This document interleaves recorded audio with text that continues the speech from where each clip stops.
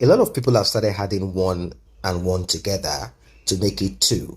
Now, I'm not telling you that insinuations and all of these things are the right way to go, but then it gives you an opportunity to really think deep.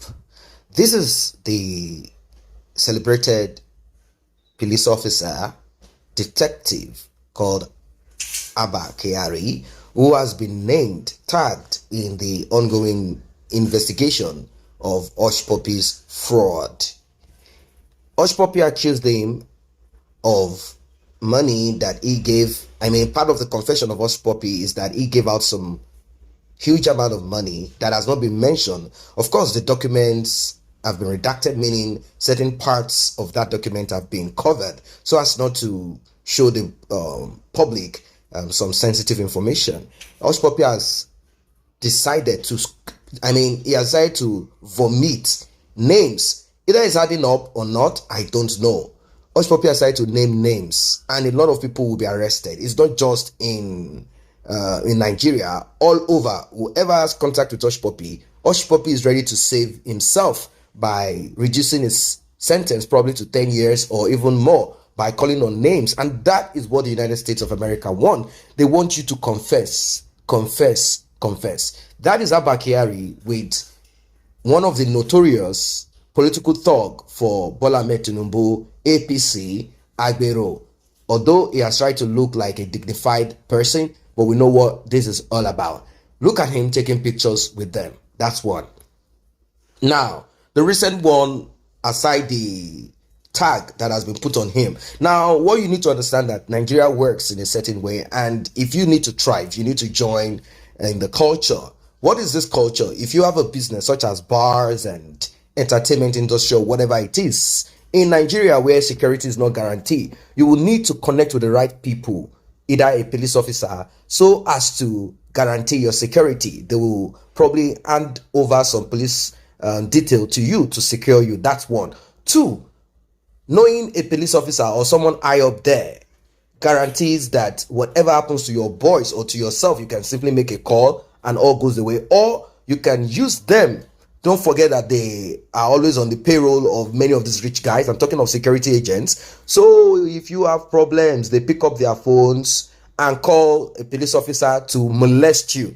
This is how these guys roll. Now, people are now trying to connect the dots together. Obi Kubana came on the scene as someone who is a seasoned businessman, straightforward. God did it for me. It's God's blessing. It's all this and all that. But when he was eventually caught and he pleaded guilty, he was given, I think, 10 years or something like that.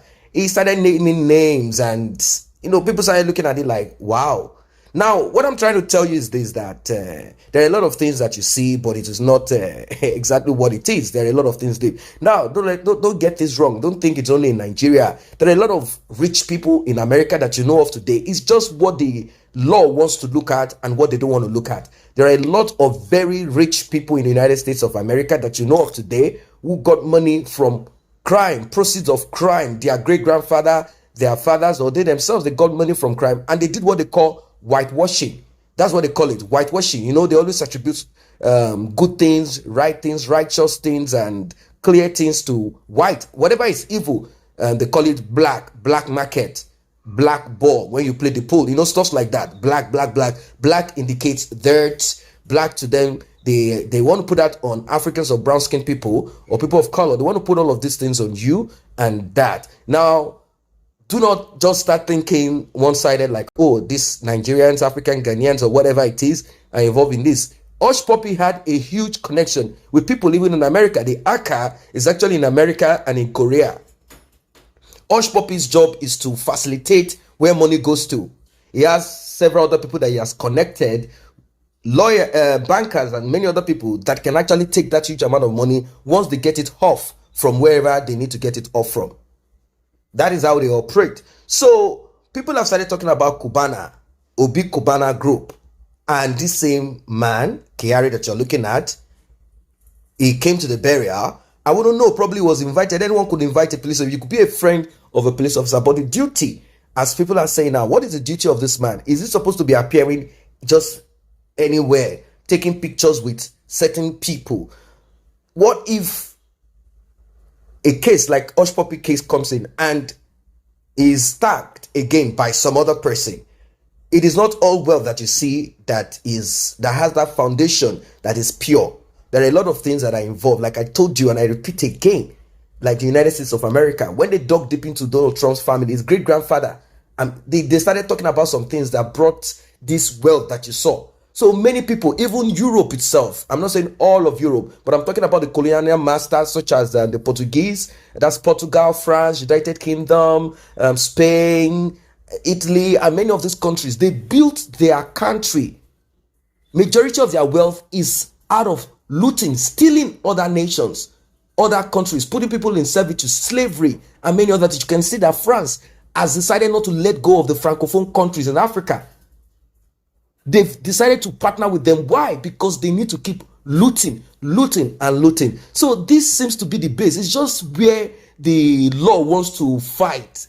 Now, the law is not fighting the criminality of this France and relationship they have with these Francophone countries. They are not looking at this as a crime. They are not really frowning against this now. They are not saying too much of it, although there have been a lot of talk. So what I'm trying to tell you is that majority of this wealth that you see, crime is involved in it. That's just the reality of it. Crime is involved in it. And we have people who have gotten money, got themselves involved in businesses or whatever it is, probably came up with an idea and they got money from it. That's life. That is what it is. So this man right now, the United States FBI, the United States courts are seeking for him to be extradited to the United States so as to be questioned and interrogated in the United States. And I don't think that will be possible. They tried using the EFCC to get him. They said, no, it's a police case. It is a police issue. Now, the police IGP is doing an internal review of all of the allegations that the FBI has brought forward. He talked about clothes. He said he only paid for my clothes, 300,000 naira, and that's that. And when you do a kind of check on FBI Truecaller, you will realize that this man's number appear on Hushpuppi's call. They send text messages to themselves. So definitely might say, yes, it's the same thing. I sent him a text message and he sent me a text message as regards this and that. All of these things are just out there. So the question is this man supposed to associate himself with everybody? We don't know what will come out of this. That's just the point. Will it be taken down to the United States of America or not? They say if it looks like fraud, then it is fraud. That is what Deji Adeyanju posted on his Twitter handle. He's trying to say, let us look into Obi Kubana's group. Let's forget all of this story of I'm a businessman. After all, Victor Obi was a businessman. That is what is happening now. And I also remember that Deji Adeyanju also touched into this same guy, Hushpuppi, back in those days. And a lot of people thought that Hushpuppi would keep quiet and stop flaunting, but it did not. And there is something that is worthy of note. A thief will always be a thief, a criminal will always be a criminal, a greedy person will always be a greedy person. In the case of Hushpuppi, maybe it would have lasted a bit out there, not in jail, although finally if he continues in what he does, as long as there is a law, he will always go to jail, he will always go to prison. Hushpuppi, with his counterpart in the United States of America, after Hushpuppi's partner in America was caught. In fact, I'll tell you something, if you guys did not take note of this. Something happened, and what happened was that when Daddy Freeze visited Hushpuppi in Dubai, and Hushpuppi was trying to take him around the house, his Versace palace, his house there, Hushpuppi excused them, went into the room to make a call. That call got recorded by FBI because FBI have been on Hushpuppi for a while. A little while they've been watching Hushpuppi. They recorded the call, immediately got the call and got the connection with Hushpuppi's partner in the United States. They grabbed that one. Immediately Hushpuppi got to know that that guy has been arrested in the United States, and a deal of about, I think, $1 million or $999,000. I think that's the money for the ventilators and the COVID, whatever it is. Hushpuppi, upon realizing that that guy has been arrested, do you know what Hushpuppi did? Instead of the 70-30%, 70 for the hackers, the group of hackers, because the one in America works with other people in Korea, instead of Hushpuppi giving the percentage, they say there is honor amongst thieves, but I don't think there is anyway. There is not even honors among these guys. Instead of Hushpuppi giving 70% to the other party, the boys that work with the other guy that was arrested in America, before Hush Puppy. Hush Puppy decided to keep the money.